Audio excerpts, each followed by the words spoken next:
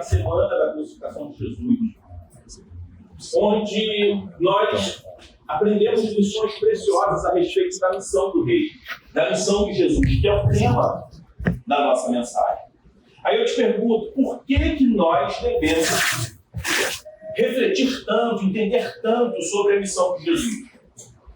Nós precisamos entender a missão de Jesus porque nós somos seu povo e Ele nos tem para a sua missão. Nós fazemos parte dessa missão, Ele nos comissiona para isso, Ele nos salvou para isso. E quando nós nos esquecemos da missão de Jesus, nós corremos o risco de transformar as nossas igrejas em guetos, baseadas em preferências pessoais, ou até mesmo usar as nossas igrejas para o nosso benefício próprio. Por isso, nós precisamos nos lembrar diariamente da missão de Deus. Precisamos de igrejas que alegremente proclamem Jesus como Salvador de todas as nações. E ainda mais importante, se nós nos desviarmos da missão, nós devemos mudar. E se a gente não mudar, Deus nos julgará por negligenciarmos e até mesmo seremos cobrados por esconder a verdade de que temos um Salvador para todas as nações. Porque Deus julgou o seu povo Israel por esse pecado. E por que Ele não faria isso conosco? Porque seria diferente. Porque o Senhor lidaria conosco de uma forma diferente. E é sobre isso que nós vemos nesses versículos do capítulo 11, a partir do versículo 12 até o versículo 25, quando o Senhor Jesus ele julga o seu povo por conta do seu desvio da missão. Marcos 11, a partir do versículo 12, a palavra de Deus diz assim: no dia seguinte, quando saíram de Betânia, Jesus teve fome. E vendo de longe uma figueira com folhas, foi ver se nela acharia alguma coisa. Aproximando-se dela, nada achou, a não ser folhas, porque não era tempo de figos. Então Jesus disse à figueira: nunca mais alguém coma dos seus frutos. E os discípulos de Jesus ouviram isso e foram para Jerusalém. Quando Jesus entrou no templo, começou a expulsar os que ali vendiam e compravam. Derrubou as mesas dos cambistas e as cadeiras dos que vendiam pombas. E não permitia que alguém atravessasse o templo carregando algum objeto. Também os ensinava e dizia: não é isso que está escrito: a minha casa será chamada casa de oração para todas as nações?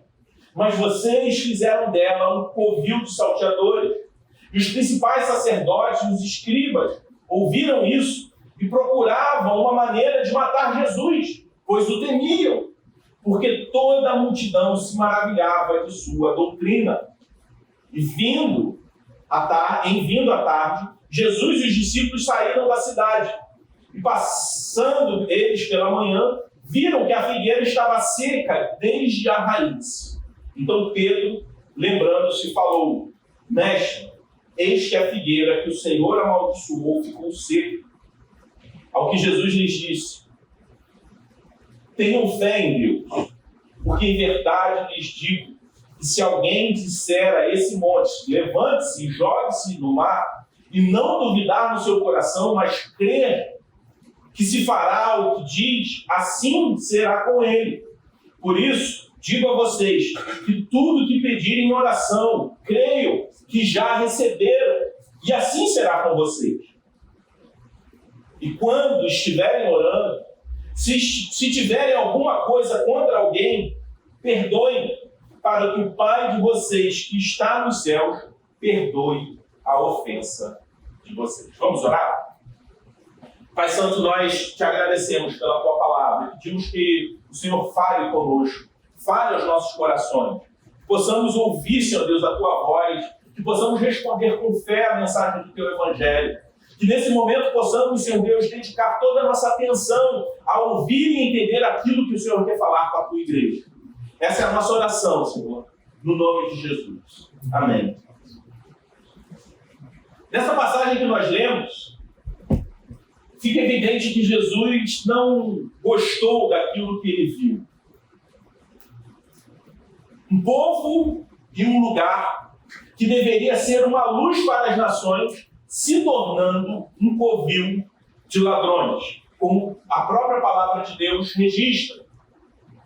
O templo havia se tornado um esconderijo para bandidos religiosos. Como nosso Senhor responderia àqueles que, embora fossem recebedores da graça de Deus, da bondade de Deus, falharam na designação e no chamado que Ele lhes deu? E essa pergunta precisa ser feita também a nós mesmos.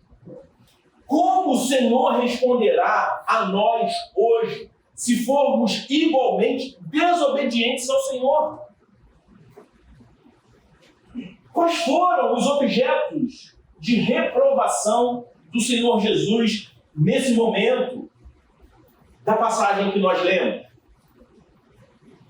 Antes da gente responder a essas perguntas e entender a indignação de Jesus, vamos analisar o contexto da primeira cena apresentada no texto, do encontro de Jesus com uma figueira.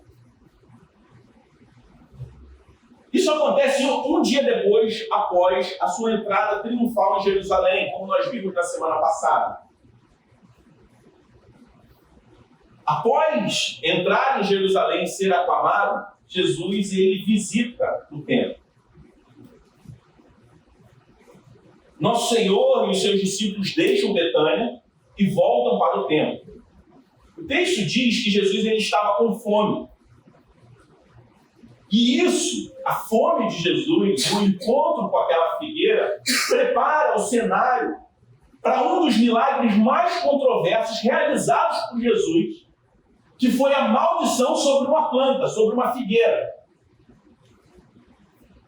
Lendo esse texto, talvez você pense que foi uma grande injustiça por parte do Senhor Jesus em uma árvore que aparentemente não era culpada de nenhum mal. Talvez você esteja pensando que seja um grande desperdício do Senhor Jesus naquele momento, ele desperdiçando o seu poder, o milagre, simplesmente por causa de um aparente mau humor. Como se Jesus estivesse desperdiçando a sua energia sobrenatural para destruir uma árvore, ao invés de gastar essa energia sobrenatural em fazer com que ela produzisse os filhos. E pior, o texto diz que não era época de figos. É uma história que, quando a gente olha sem entender, parece que é uma história que não parece ser digna de Jesus. É uma reação que soa petulante. Um filósofo ateu chamado Bertrand Russell acusou Jesus de fúria vingativa e escreveu sobre o caráter de Nosso Senhor, falando o seguinte: eu mesmo não consigo sentir, tanto na questão da sabedoria quanto na questão da virtude, que Cristo esteja tão alto quanto algumas outras pessoas conhecidas na história.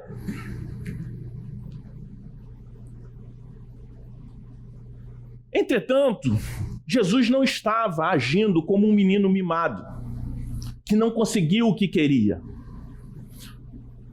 Nós agimos assim. Jesus, sendo aquele que não pecou, ele não age como nós. Nós temos a tendência de ler, certamente, o filósofo ateu, ele leu a partir das suas lentes, do seu próprio coração pecador.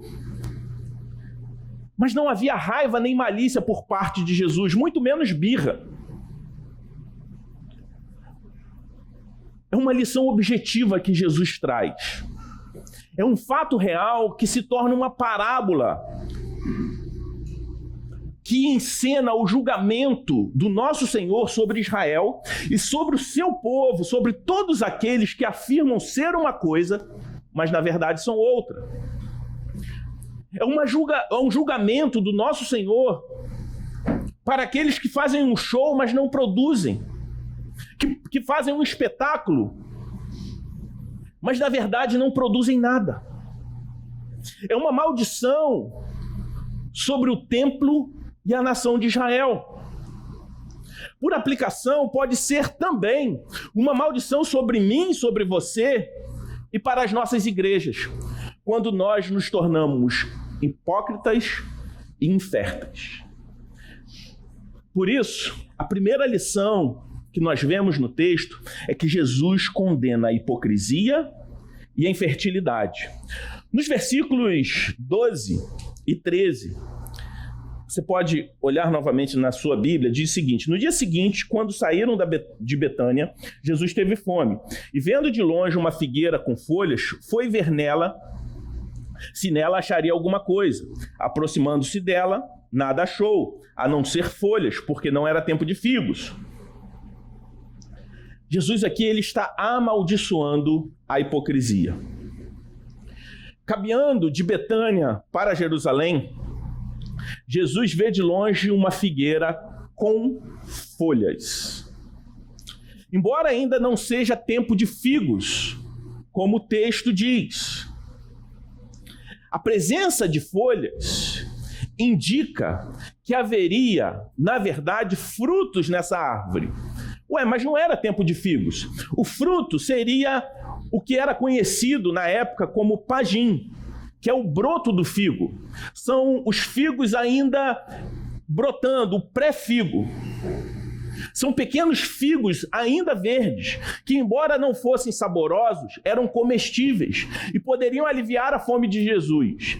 E a presença de folhas, como registrada no texto, indicava ou indicaria a presença do pagim.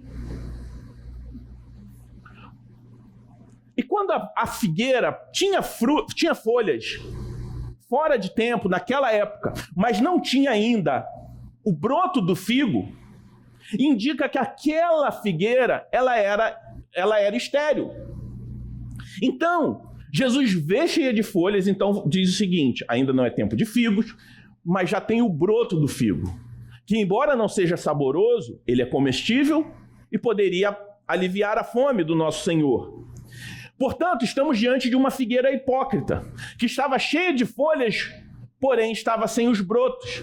Era uma figueira cheia de folhas, mas que no tempo de figos não teria figos, porque naquele momento ela não tinha produzido ainda os brotos do figo. Era uma figueira com exterior aparência. Era como se a aparência daquela figueira dissesse para Jesus, convidasse Jesus para ir até ela e se alimentar dela. Como se aquela figueira, mesmo com ainda aqueles frutos ainda verdes, ela atenderia às necessidades do nosso Senhor Jesus. No entanto, quando Jesus chega, ele percebe que foi enganado. Ela parecia ser uma coisa, mas era outra. Era uma figueira cheia de folhas, mas sem o broto. Era um show sem conteúdo. E, infelizmente, era isso que Israel tinha se tornado. Sobretudo, o templo e os líderes religiosos do Sinédrio. Aqueles que supervisionavam a operação no templo. Eles davam a aparência externa de grande espiritualidade, de grande devoção a Deus. Mas eles provaram ser hipócritas. Aos gentios foi negada a oportunidade de se aproximar de Deus. Os gentios, eles ficavam do lado de fora, no pátio. Eles não podiam participar da celebração como os israelenses, como os judeus. Eles ficavam restritos ao átrio exterior do templo. Os pobres, naquele momento, naquela festa, na celebração da Páscoa, eram explorados por cambistas e comerciantes. A cultura do templo havia se tornado grande e impressionante, mas era tudo uma farsa. E Jesus amaldiçoa por isso. Não havia o evangelho, nem Deus para ser encontrado por aqueles que precisavam de salvação. A fé havia se tornado meramente um negócio. outrora um farol de luz, agora apenas um lampejo, um leve lampejo que em breve iria se apagar. O nosso Senhor, naquele momento, nessa passagem que registra a maldição, ele amaldiçoando a figueira, aponta para aquilo que ele fez com Israel. Isso deve nos levar a pensar o que o Senhor faria conosco se agíssemos da mesma maneira. Como o Senhor vai agir com aqueles que também usam da fé para a exploração dos outros?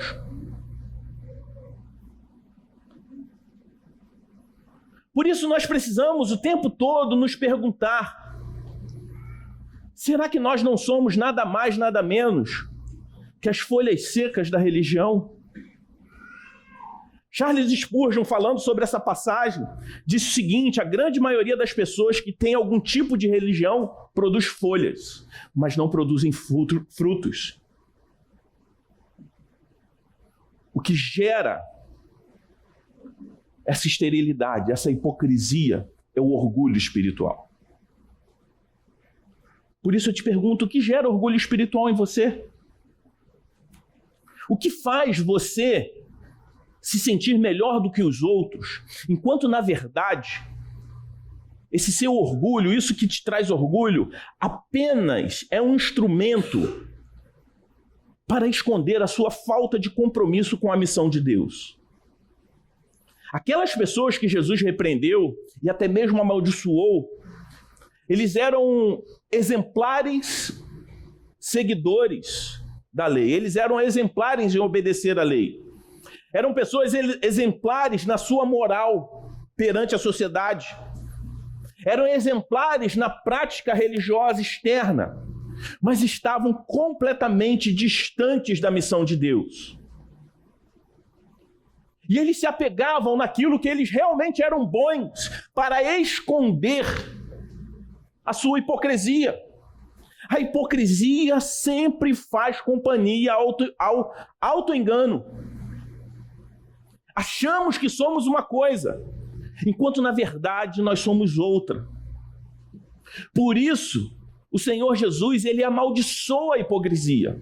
Não só a hipocrisia, mas também a infertilidade espiritual. Quando a gente volta para o texto e olha dos versículos 13, os versículos 13 e 14, nós vemos que o Senhor Jesus, se aproximando da figueira e não acha os brotos, ele diz à figueira o seguinte: nunca mais alguém coma dos seus frutos. E os discípulos de Jesus ouviram isso. Eles viram o Senhor amaldiçoando a figueira, que era infértil. Os profetas frequentemente falavam de Israel pelo símbolo de uma figueira. E a moralidade dos escribas estava produzindo naquele tempo apenas falsidade. Eles rejeitaram a palavra do Senhor. Eles rejeitam a palavra do Senhor a partir do momento que eles usam a fé dos outros para outros fins, ao invés da missão de Deus, mesmo sendo religiosos exemplares. E Jesus chega até aquela figueira e não encontra nada além de folhas. Como o próprio evangelista registra, não era tempo de figos, mas era uma árvore sem folhas.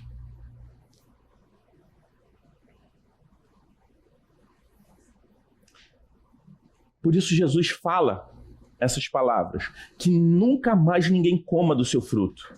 Os discípulos escutam. Eles foram testemunhas oculares daquela cena. Isso não foi um mito ou uma lenda, apenas para trazer um ponto teológico ou moral para nós. Foi uma realidade, algo que aconteceu. Não há dúvidas que a esterilidade momentânea daquela figueira causou uma esterilidade perpétua. Assim acontece conosco, quando nós perdemos a nossa utilidade para Jesus. Precisamos entender que somos o povo de Deus, somos um povo em missão. Mas não é porque Deus precisa de nós. Somos nós que precisamos de Jesus desesperadamente. Deus, ele não precisa de nós para a sua missão. Ele nos dá o privilégio de servir a sua missão. E nós precisamos isso desesperadamente. É servindo que nós crescemos, é servindo que nós nos aproximamos do Senhor. Portanto, meu irmão, minha irmã, se nós transformarmos as nossas igrejas em um clube religioso de hipocrisia e infrutífera, nós não seremos abençoados por Deus. Pelo contrário, nos tornaremos uma maldição. Qualquer tipo de sectarismo, qualquer tipo de segregação nas igrejas, qualquer tipo de motivação que não seja a missão de Deus, qualquer tipo de sentimento de exclusivismo dentro da igreja, são abominações aos olhos do Senhor. E o Senhor, ele vê tudo. Como João registra lá em Apocalipse 19, 12, que os olhos do Senhor são como chama de fogo. Ele examina cada uma das nossas intenções. E ele não só enxerga, mas ele nos expõe por quem nós somos e quem realmente o que nós queremos. Por isso, além de condenar a hipocrisia e a infertilidade espiritual, Jesus também condenará o que promete uma coisa, mas cumpre outra. Quando nós olhamos para os versículos 15 a 19, da cena da purificação do templo, na verdade, nós chamamos de purificação, mas é a condenação. É a crítica de Jesus à falsa religião. Não é forte dizer, não é pesado, não é duro demais dizer que o Senhor, ele odeia o falso evangelho, a falsa religião. A parábola encenada da maldição da figueira, o registro desse momento na vida de Jesus, encontra cumprimento e realidade na atitude do nosso Senhor àqueles que ele identifica como um covil de ladrões, uma colmeia de ladrões espirituais. Portanto, nós vemos aqui que ao Jesus condenar aqueles que prometem uma coisa, mas maldosamente fazem outra, nós vemos que o Senhor Jesus, ele sempre tratará com a nossa maldade. Talvez você seja vítima da maldade. Saiba que o Senhor não deixará nenhuma maldade impune. O Senhor, ele está vendo cada uma das maldades que são cometidas contra você, porque antes de uma maldade ser cometida contra você, ela é cometida contra o Senhor, porque ofende a santidade do nosso Deus. Da mesma forma que o Senhor trata com as nossas maldades, porque somos pecadores. Portanto, não peque de consciência tranquila. Não ache que o Senhor Jesus, ele não está vendo e que no momento certo ele tratará com cada uma das nossas maldades. Assim como o Senhor Jesus faz ali no templo. Ele entra no templo, no pátio externo que era reservado apenas para os gentios, e ele causa um estrago naqueles que vendiam animais para o sacrifício. É mencionado que o comércio era feito por pombos, que era o animal dedicado exclusivamente para os pobres. O que acontece? Para você entender o que estava acontecendo ali. Era o tempo da Páscoa. Durante esse período, a população em Israel multiplicava muitas vezes. Dependendo do ano, o aumento da população ali para a celebração da Páscoa poderia variar de 3 a 10 vezes a população real de Jerusalém.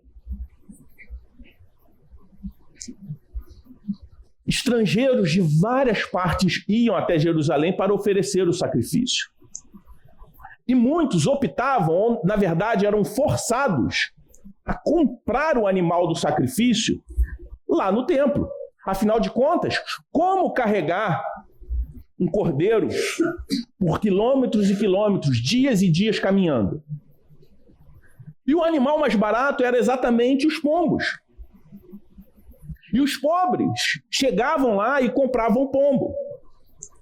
Da mesma forma que, como muitos estrangeiros iam até o templo no período da Páscoa para sacrificar, eles traziam consigo as suas moedas da sua região, da sua cidade, do seu território.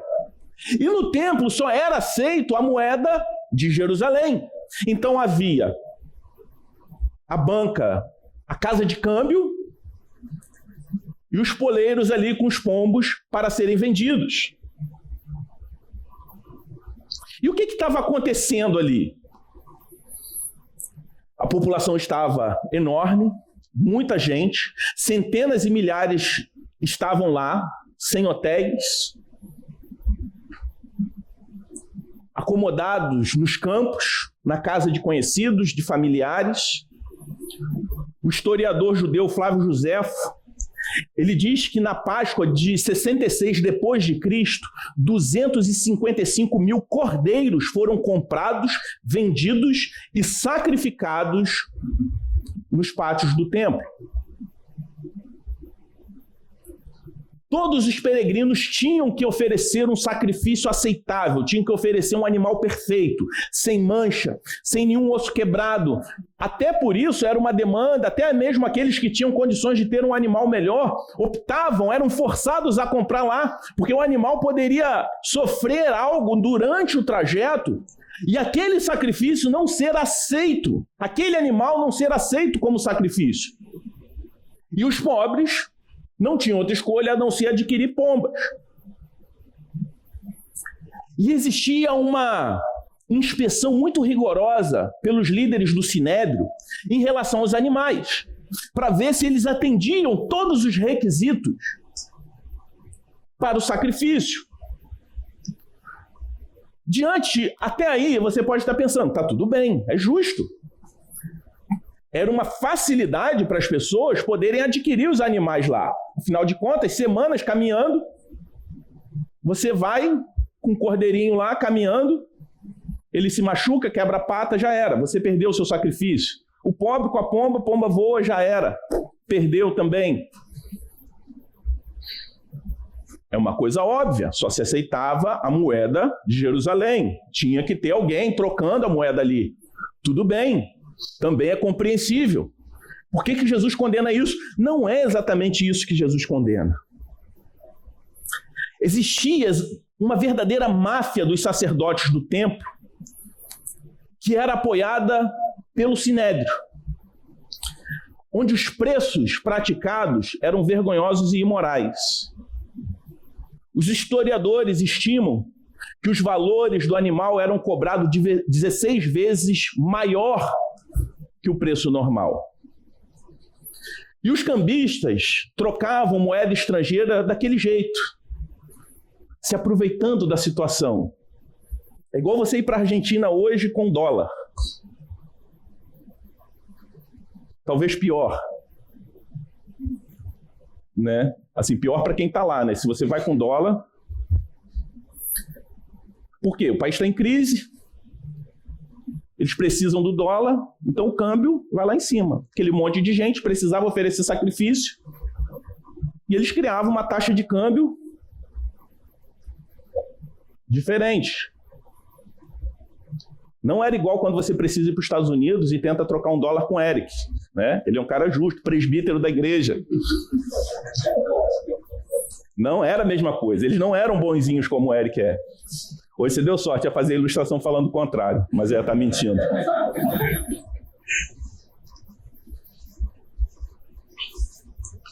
Eles cobravam uma taxa de câmbio exorbitante. Havia uma grande demanda.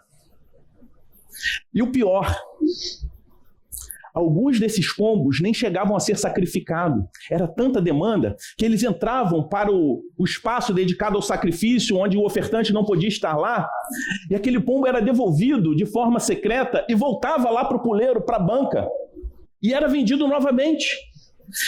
A Páscoa havia se tornado um negócio extremamente lucrativo para aqueles líderes religiosos que eram conhecidos como os verdadeiros cidadãos de bem de Jerusalém. Rigorosos, obedientes da lei e da moral, frequentadores assíduos das celebrações religiosas da religião da época. O que Jesus está vendo e condenando ali? Extorsão, suborno, ganância, desonestidade. Jesus ficou justamente indignado e ele limpa a casa. Jesus, ele não estava ali movido por uma ira descontrolada, mas ele estava ardendo de paixão e pureza. Ele restaurou, pelo menos por um momento, o templo de Deus ao seu propósito legítimo.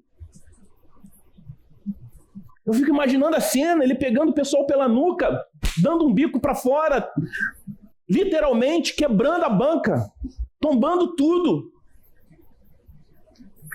Estava ali no templo o verdadeiro, o maior, o sumo sacerdote, exercendo a sua legítima autoridade sobre o seu templo. Como o texto diz no versículo 15, ele expulsou os mercadores. E é interessante que no grego é usada a mesma palavra para exorcizar ou expulsar um demônio. Jesus, ele exorciza aqueles ladrões religiosos de dentro do templo. É como se Jesus, naquele momento, tivesse se tornado o segurança do templo.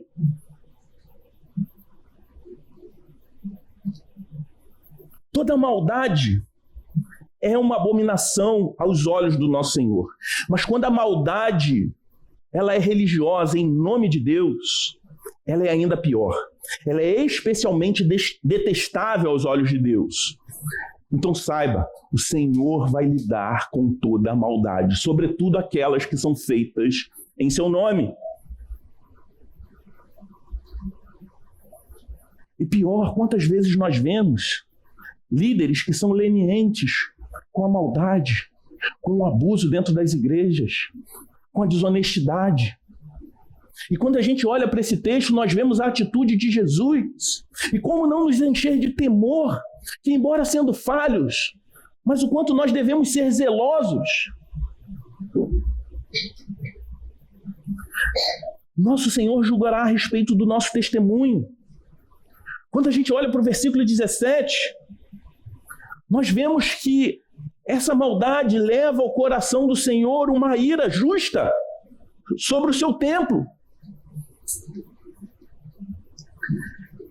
Ele expulsa todo mundo e depois ele começa a ensinar. O que o Senhor Jesus faz? Ele cita Isaías 56, 7, quando ele diz: a minha casa será chamada casa de oração para todas as nações.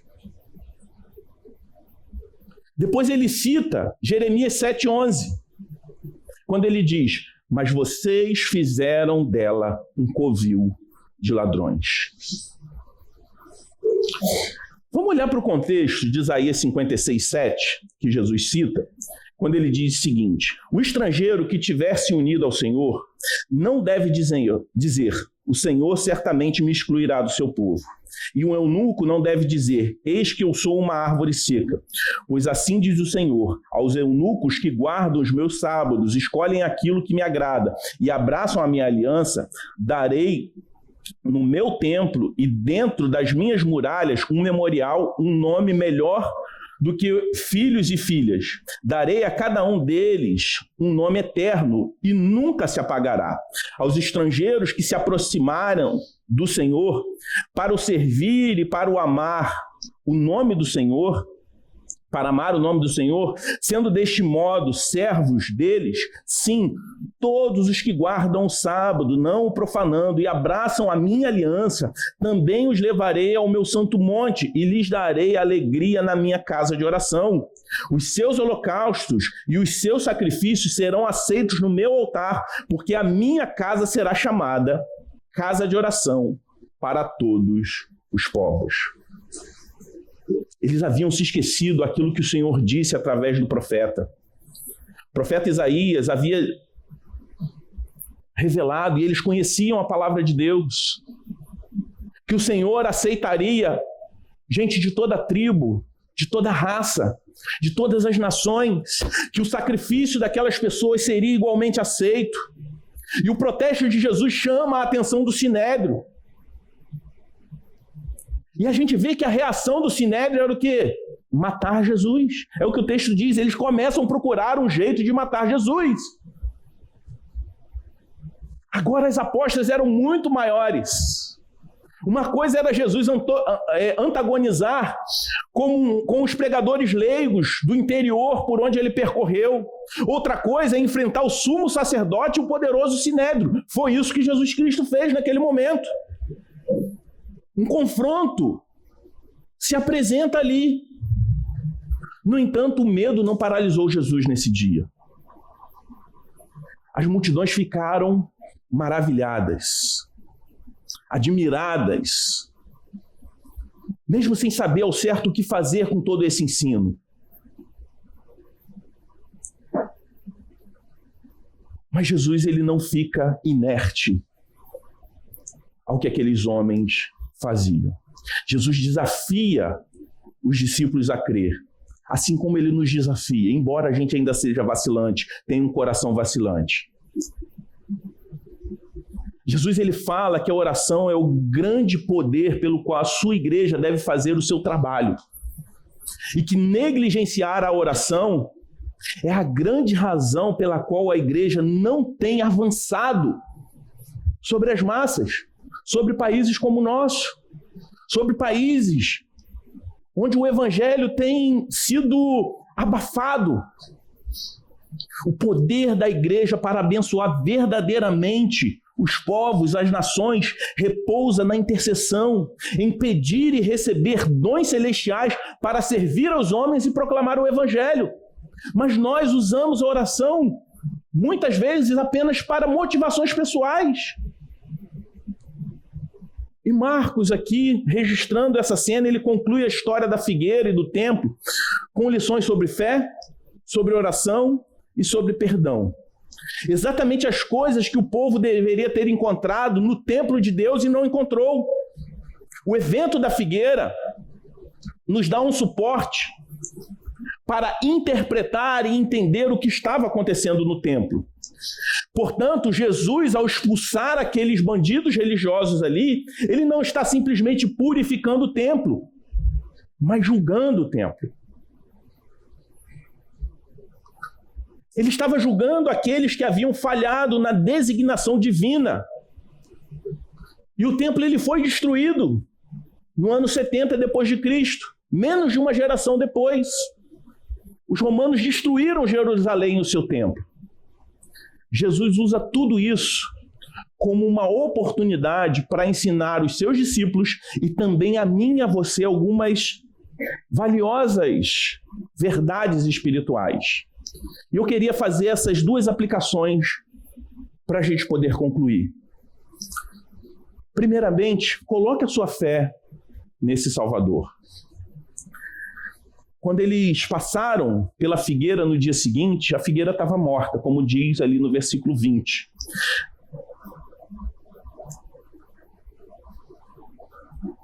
Deus disse para a figueira que ela morresse.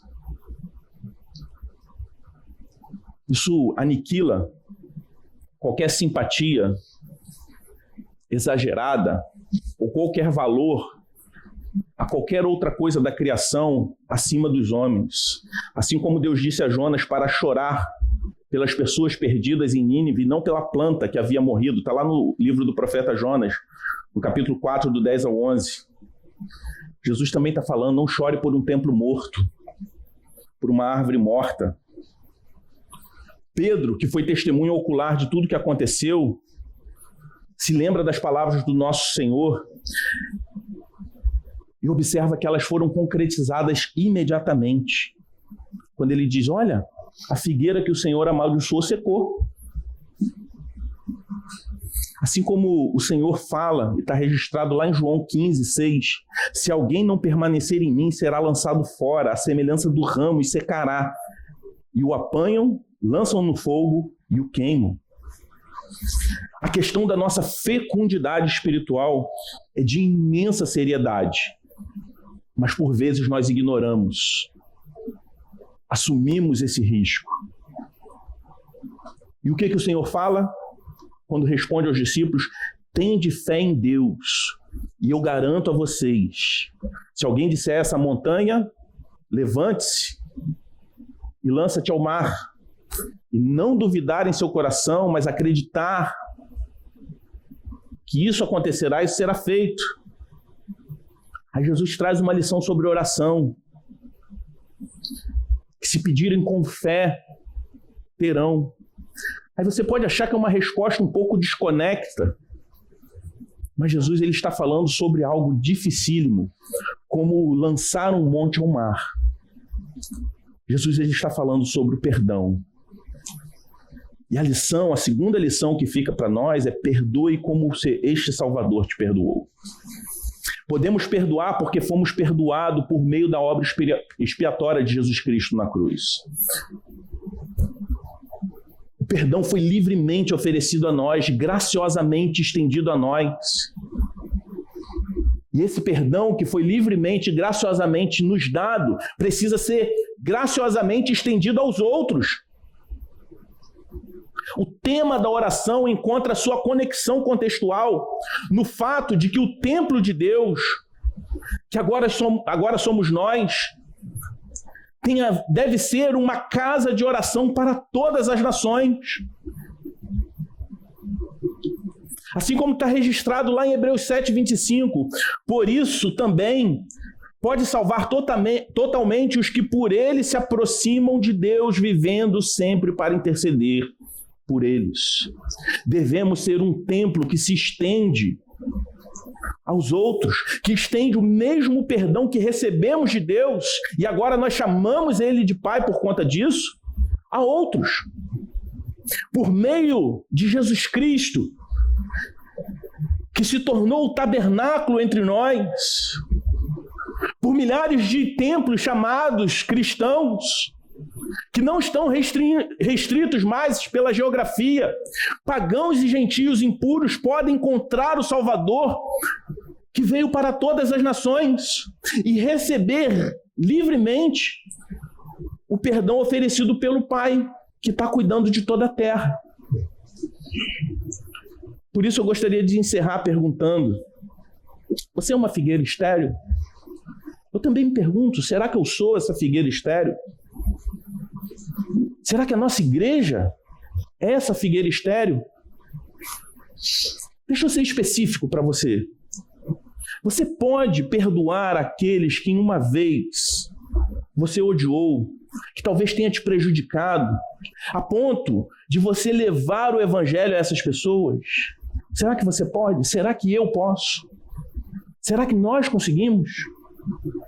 Você pode remover toda e qualquer barreira que impeça essas pessoas de um encontro genuíno, face a face com o Salvador, que veio para todas as nações, que não há uma exclusividade sua?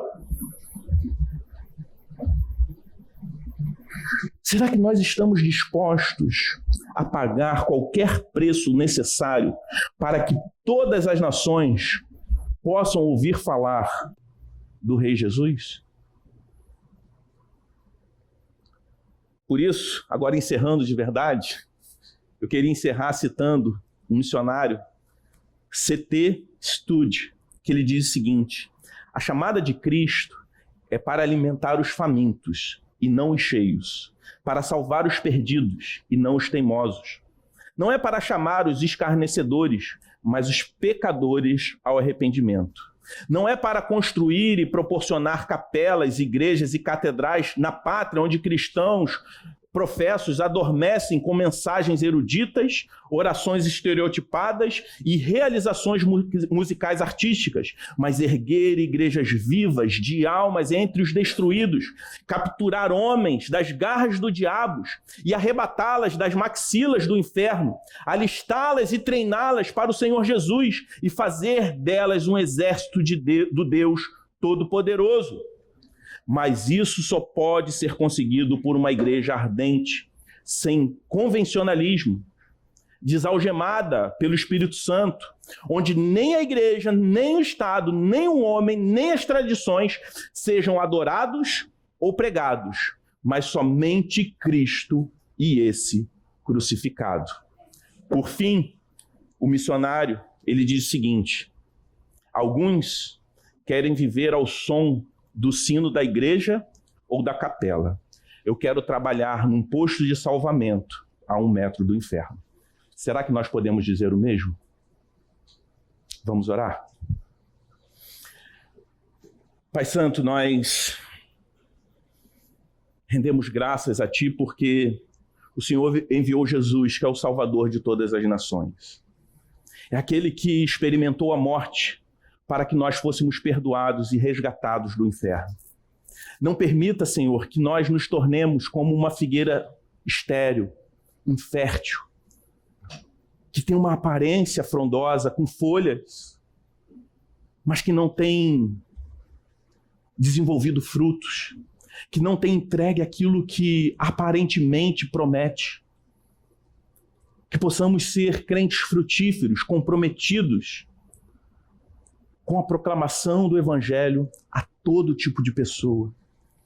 Não permita, Senhor Deus, que nos tornemos uma igreja que vive para servir aos nossos próprios interesses, mas que sejamos uma igreja em missão.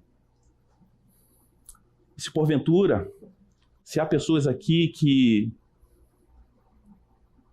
ainda não conheciam a mensagem do Teu Evangelho, que nessa noite, essa mente, esse coração seja aberto, que elas possam entender que a mesma mensagem, o mesmo perdão que nos alcançou, também pode alcançá-la, pode também redimi-la e fazer dela parte desse exército que o Senhor mesmo escolheu para participar dessa obra tão maravilhosa. Pai, nós Te louvamos por esse privilégio, que mesmo sem o Senhor precisar de nós, o Senhor nos escolheu e nos chamou para fazer parte dessa obra tão maravilhosa. Que essa palavra, Senhor Deus, possa nos encorajar a sermos frutíferos na Tua obra. Livra-nos, Senhor Deus, da hipocrisia e da infertilidade. Que possamos confiar somente no Senhor. Que possamos confiar no Senhor como nosso Salvador. E que possamos ser enviados em missão a todos aqueles que precisam experimentar do perdão do Senhor. Perdoa, Senhor Deus, os nossos pecados, porque nós somos pecadores, mas nós fomos salvos e somos transformados dia após dia à imagem do Teu Filho, e nós Te louvamos por isso, no nome de Jesus. Amém.